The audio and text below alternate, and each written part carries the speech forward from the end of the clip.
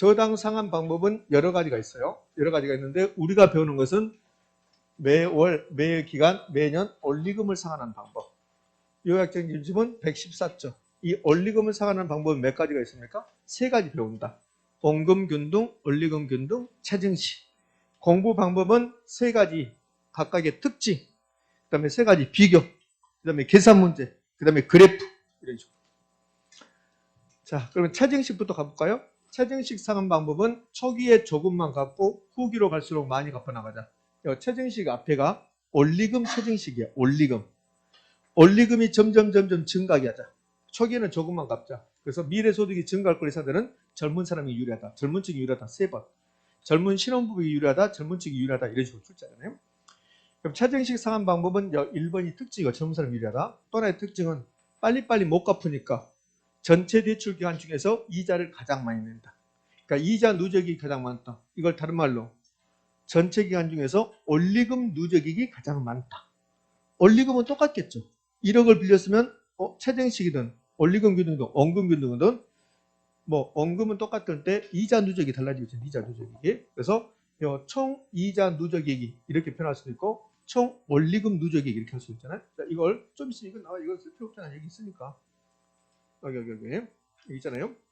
이자 납부액 크기에서 총 누적 원리금 이게 똑같은 말이에요. 자, 그러면은 2번하고 3번은 아직 출제하지 않았죠. 2번하고 3번 출제하지 않았습니다. 그럼 2번 가면 초기 상환액이 이자 비용보다 작으면 부의 상환이 발생할 수 있다. 자, 이건 이런 뜻이잖아요. 내가 체증식으로 돈 빌렸는데 1차년도 이자 비용이 1,000만 원입니다. 그럼 1차년도 이자 비용이 1,000만 원인데 자, 내가 1차년도 상환액이 1차 상환액이 얼마냐면 500을 상환했어. 상환액 500. 그러면 1차년도에 이자도 다 못 갚았어요. 그럼 융자 원금은 얼마냐면 1억이에요. 그럼 1차년도 지났을 때 융자 잔금은 1억 500이 돼야 돼요. 1억 500이. 왜 1억 500이 돼야 되냐면 지금 이자도 못 갚았잖아요. 1차년도에 이자만 1,000만 원. 근데 1차년도 갚은 게 500만 원. 그럼 이자도 못 갚았죠?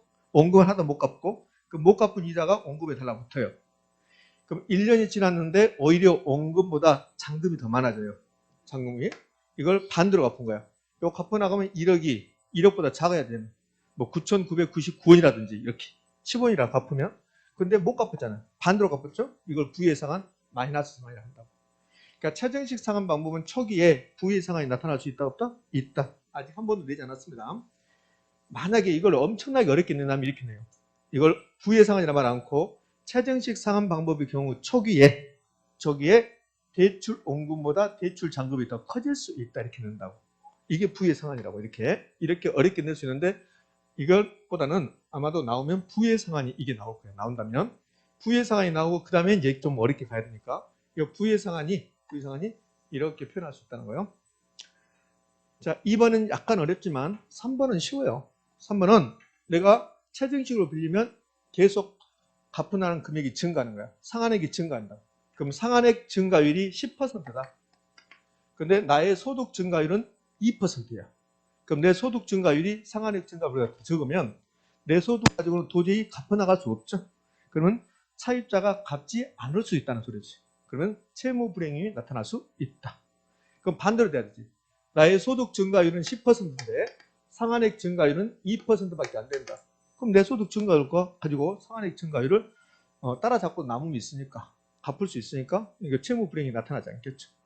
그러니까 결국은 소득이 많이 증가하지 않는다면 체증식에서는 갚지 못할 확률도 나타난다. 그렇죠. 그러니까 체증식이 끝났습니다. 자, 하나를 더 추가한다면 이런 거 추가하죠. 세 가지 방법이 있습니다. 원금 균등, 원리금 균등, 체증식. 지금 제가 체증식을 공부하고 있습니다. 어저께 학원에서 저를 너무 슬프게 한 거야. 지금 체증식을 공부하고 있습니다. 그럼 지금 제가 말하는 방법이 어디에 적합한가 봐요? 주택 예정 보유 기간이 짧은 사람들.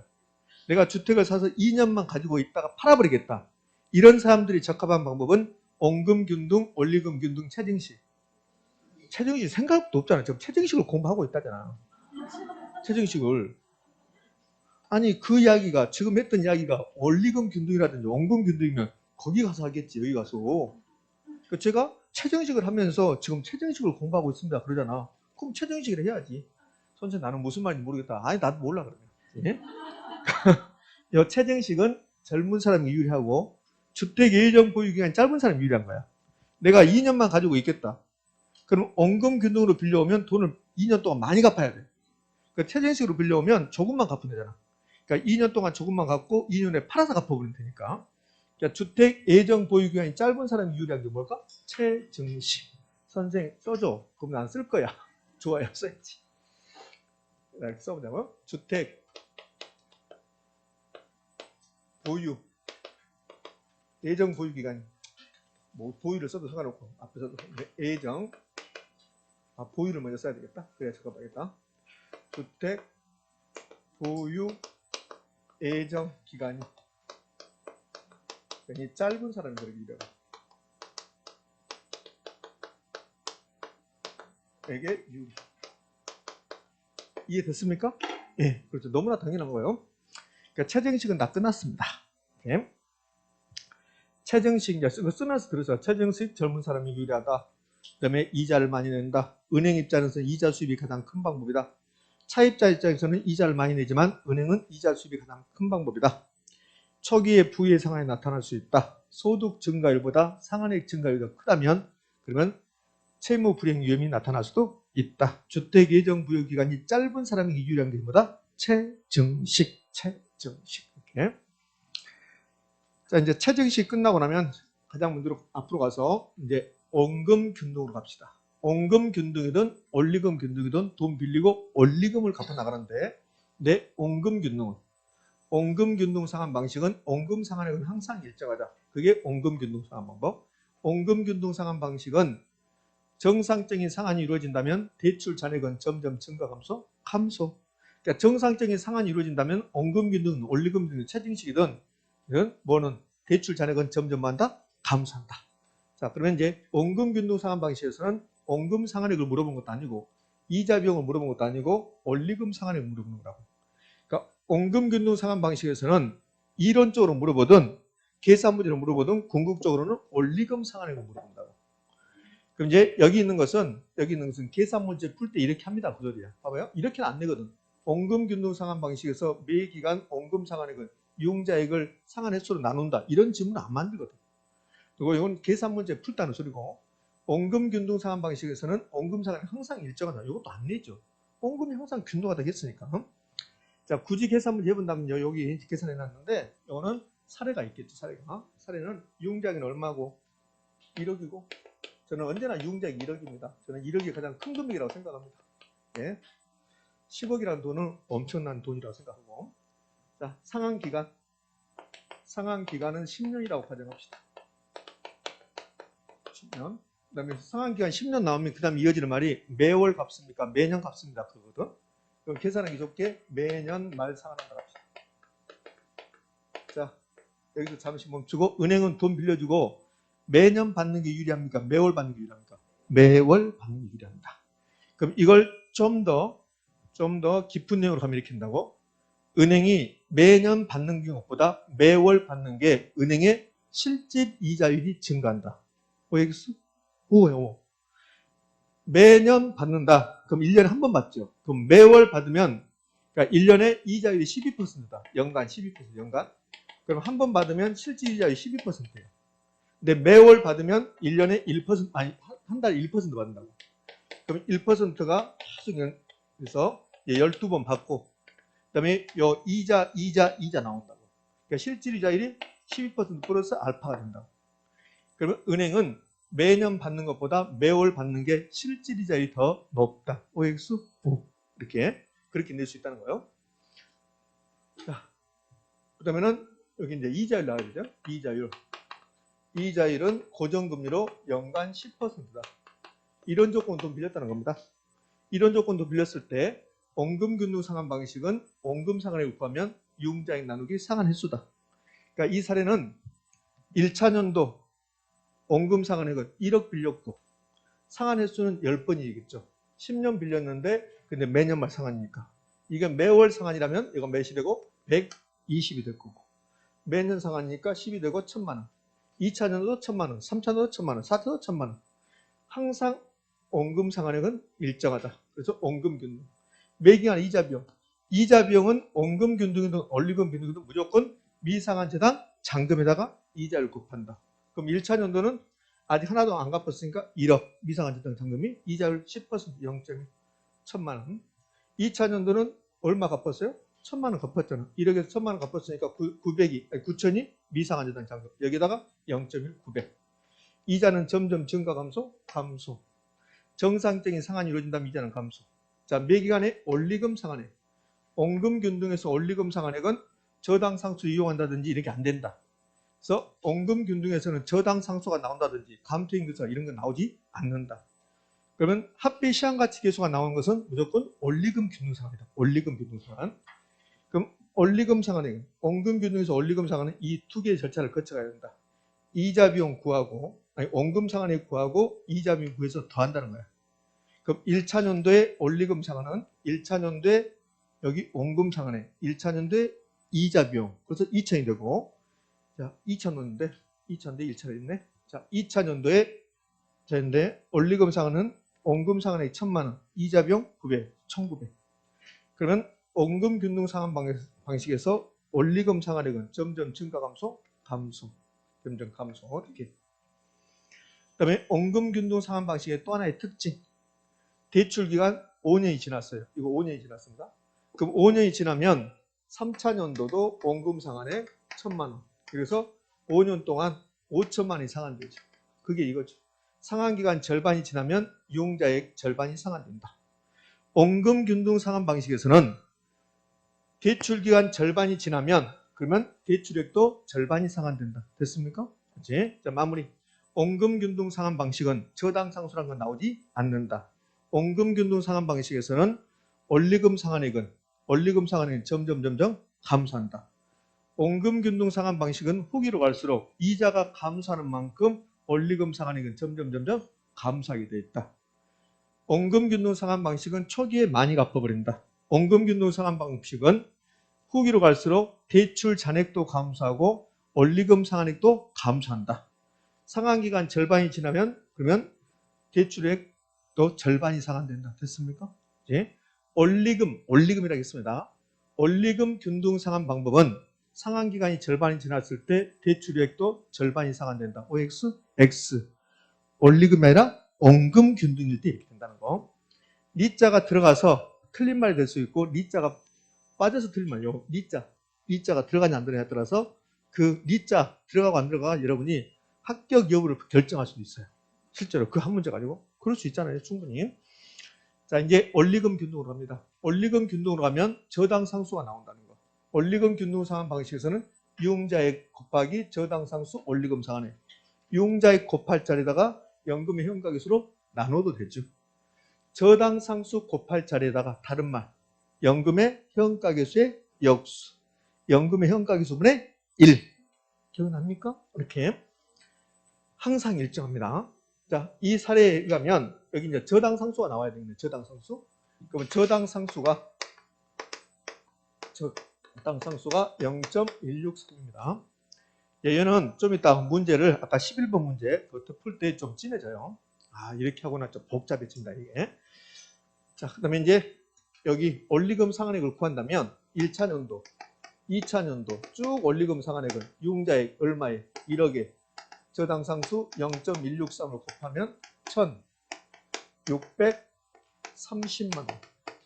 2차도 1,630, 3차도 1,630 이렇게. 그럼 이자 비용은 미상한 저당 잔금, 저당을 제가 뺐습니다. 미상한 잔금에다가 이자를 곱한다. 1차년도는 얼마일까? 1억 곱하기 0.1 그러면 1,000만 원이네. 2차년도 이자액은 증가합니까? 감소합니까? 감소하겠죠. 자, 2차년도 미상한 잔액은 1억 마이너스 상환액 빼야 되겠죠? 거기다 곱하기 0.1 이렇게 해야 되겠죠. 자, 그러면 1차년도 원리금 상환액 1,630은 무엇과 무엇으로 계산된다? 1,630은 원금 상환액하고 이자 비용으로 구성된다. 됐습니까? 이제 자, 그러면 얘가 원금 상환액은 얼마고 이자 비용은 얼마인가를 보자. 이자 비용은 얼마일까? 1000만 원. 1000만 원? 1000만 원이잖아요. 1차 년도에 이자 비용은 1000만 원이잖아요. 그럼 1차 년도에 원금 상환은 630이 되는 거지. 그럼 여기다가 630을 빼는 거죠. 여기 630을 빼죠. 30. 그다음 0.1 곱하는 거죠. 그러면 이 금액은 2차 년도 이자 비용은 1000만 원보다 커질까 작아질까? 작아지는 거지. 작아져. 됐습니까? 작아. 이렇게. 자, 그러면 원금 상환액. 이 원금 상환액은 어떻게 구할까? 원리금 균등 상환 방식에서는 쟁점이 원금 상환액이에요. 그럼 원리금 균등 상환 방식에서 원금 상환액은 1차 년도 원금 상환액은 원리금 상환액에서 1차 년도 이자 비용 빼죠. 그럼 3차 년도에 원금 상환액은 원리금 상환액에서 3차 년도 이자 비용 빼면 되겠죠. 이렇게. 그럼요, 매기간의 원금 상환액은 1차 년도에 원금 상환액 얼마였어요? 630이었죠. 그럼 2차 년도 가면 요 이자가 감소하죠. 이자가 감소하면 원금 상환액은 증가 감소? 증가. 그래서 원리금 균등 상환 방식에서 가장 시험에 잘 나온 거 지문 중에 하나가 원금 상환액은 점점 뭐한다? 증가. 아까 앞에 문제에서 나왔잖아요. 그럼 감소한다고 나왔잖아요. 이렇게. 그래서 원리금 균등 상환 방법은 매기 원리금 상환액은 1630을 항상 같은데 이 중에서 초기는 이자가 많고 1000만 원이 되니까 후기로 갈수록 이자가 감소하니까 원금 상환액이 증가할 것이고 이자 비용 비율이 크고 후기로 갈수록 원금 상환 비율이 크다. 됐지요? 다 끝났네. 이렇게.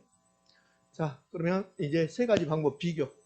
세 가지 방법 비교해서 초기에 빨리 갚아 나가는 거 제가 지웠는데 원금 균등은 1차 년도에 얼마 갚았어요? 원금 균등, 원금 상환액 1000만 원. 원리금 균등은 630.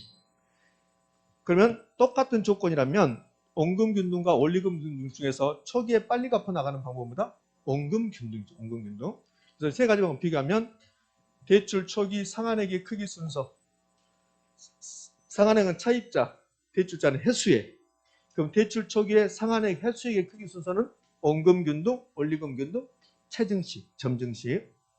그럼 여기서 물어본다고 어떻게 물어보냐면 이제 이걸 변형시키면 대출자 입장에서 원금 균등과 원리금 균등 중에서 어느 방법을 빌려줬을 때 초기에 완전하게 자금을 빨리 회수할 수 있을까? 원금 균등. 원금 균등. 원금 균등이 초기에 빨리빨리 받아가니까. 체증식은 조금밖에 못 받잖아요. 그래서 상환액이 적죠. 그러니까 총부채 상환 비율, 총부채 상환 비율을 요 상환이 갚는 금액 보라 했잖아요. 상환액하고 총부채 상환 비율이 같은 의미다. 그러면 초기에 빨리 갚아 나간 게 원금 균등이면 2번으로 가면 대출 중기에, 대출 기간 중 중기에 중도 상환할 때 나머지 잔금을 다 갚아버리겠다. 중도 상환 시 갚아야 될 금액, 유흥자 잔금. 유흥자 잔액이 중도 상환할 때 상환해야 될 금액이에요. 상환해야 될 금액. 그러니까 유흥자 잔액이라고 나오면 금방 맞추는데 상환해야 될 금액, 상환해야 할 금액 이렇게 나오면 여러분 좀 헷갈리더라고. 금액. 그러니까 중도 상환할 때 상환해야 될 금액이 대출 잔액이 된다고. 그러면 가장 많이 남아있는 게 체증식, 그 다음에 원리금, 원금. 그럼 중도 상환 시 대출 잔액이 많다는 소리는 잔금 비율이 높다는 소리고 대부 비율이 높다는 소리예요. 대출 비율, 대부 비율 똑같은 말이에요. 대출 비율 해도 되고 대부 비율 해도 되고. 이 세 가지가 똑같죠? 이용자 잔액, 대부 비율, 대출 비율, 잔금 비율 다 똑같다. 그럼 1번하고 2번은 반대다. 그래서 1번하고 2번 묶어서 이제 시험을 냈잖아요. 어떻게 냈냐면 초기에 총부채 상환 비율이 가장 높고 대출 중기에 대부 비율, 대출 비율이 가장 낮은 방법은 그랬다고. 그럼 뭡니까? 원금 균등. 원금 균등. 이렇게. 얘는 3번은 뭐 2번하고 똑같을 거니까 전체 대출 기간 중 총 이자 납부액의 크기 순서. 체증식. 그다음에 원리금 균등, 원금 균등. 그럼 이자 납부액이 크다는 소리는 원리금 누적이 가장 크다는 소리죠. 이렇게. 그러니까 이걸 다른 말로 하면 전체 기간 중에서 대출자의 이자 수입이 가장 큰 방법. 체증식. 이렇게. 자, 4번은 해석을 좀 잘해야 되는데 4번은 이런 겁니다. 이 두 가지 방법 중에서 원금 균등과 원리금 균등 두 가지 중에서 초기에 대출자가 자금 회수의 위험을 확 줄여버리는 거. 많이 받아버린 거. 그게 뭡니까? 원금 균등. 5번 원금 균등과 원리금 균등의 유일한 공통점은 1회차 이자 비용이 똑같다는 거. 원금균등과 원리금균등 1회차 불이백은 달라. 불이백이 갚아야 될 금액, 상한액이죠. 그럼 1회차 불이백 상한액은 원금균등이 크고 이자 비용이 똑같다. 이자 비용은 1,000만 원수로 똑같다. 됐지요? 그럼 끝났죠. 더 이상 할 게 뭐 있습니까? 예. 자, 여기 이제 제가 원금균등에서 특징을 써놨어요. 아까 다 이야기했던 겁니다. 원금균등 상환 방식은 원리금 상환액 점점 감소, 대출 잔액도 점점 감소.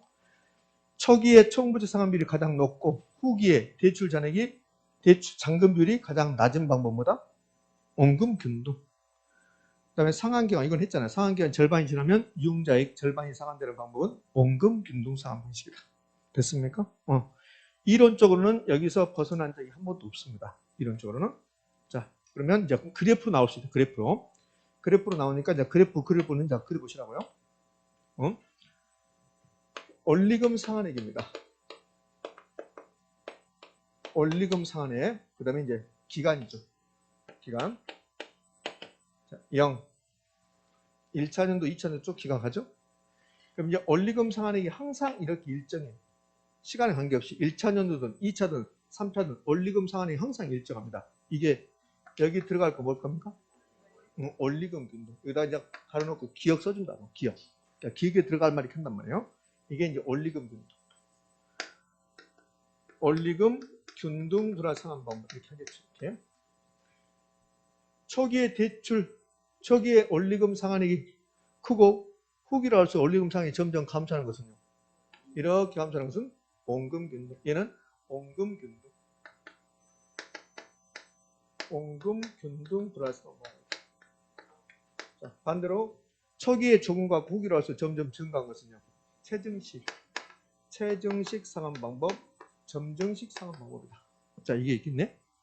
자, 이번엔 대출 잔액으로 갈까요? 대출 잔액. 아까 이런 거 했었잖아요, 여기.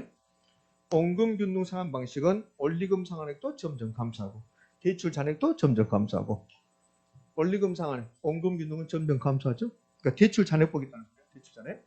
이번엔 대출 잔액. 0, 기간. 0은 대출 받은 시점. 그 다음에 대출 잔액. 대출 잔액은 시간이 흘러가면 점점 증가, 감소? 감소. 세 가지 방법 다 감소. 세 가지 방법 다 감소하는데 감소하는 모습이 달라. 그러면 여기 대출 1억 받았다.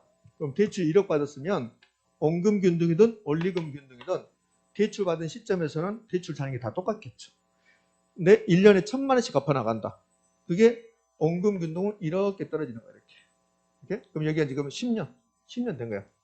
그럼 10년이 되면 원금은 다 갚아야 되나? 그럼 대출 잔액이 하나도 없어지겠죠. 이렇게 직선으로 떨어지는 게 이게 뭘까? 원금균등. 원금균등 상환 방법. 이렇게.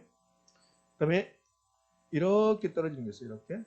이렇게 떨어지는 게 있다. 이게 원리금균등. 그러니까 원리금균등은 언제나 가운데 있다고 보세요. 그럼 마지막에 체증식이 남았겠네. 그러니까 체증식은 이렇게 될 수가 있어요. 이렇게. 이게 체증식이다. 점증식이다. 이렇게. 그럼 이 구간 한번 봐봐. 이 구간. 대출액은 이용자액은 1억인데 이 구간을 보면 여기 대출 잔액이 오히려 더 증가해요. 오히려. 이건 뭐라고 그래? 부예상환. 여기 부예상환. 요거 체증식인 줄 알아. 아는데 이걸 뭐라 하냐 말이에요. 부예상환. 이건 이제 부예상환. 마이너스 상환입니다. 이렇게. 그러니까 체증식이 가장 밖에 있는 거야. 체증식이 배가 많이 불러. 배가. 나는 여기 원금균등으로 지금 바꾸려고 노력하는데 잘 안 돼. 내 배를 원금균등으로. 이렇게. 뭔 말인지 모르는 사람이 있어. 또 쉬는 시간에 언니 결혼식에 원금균등으로 돈 빌렸대. 아파트 샀나 봐. 이렇게. 뭔 말인지 모르는 사람도 있고. 안타까워. 그래도 합격이 오니까 뭐. 예? 얼마나 재주가 좋아.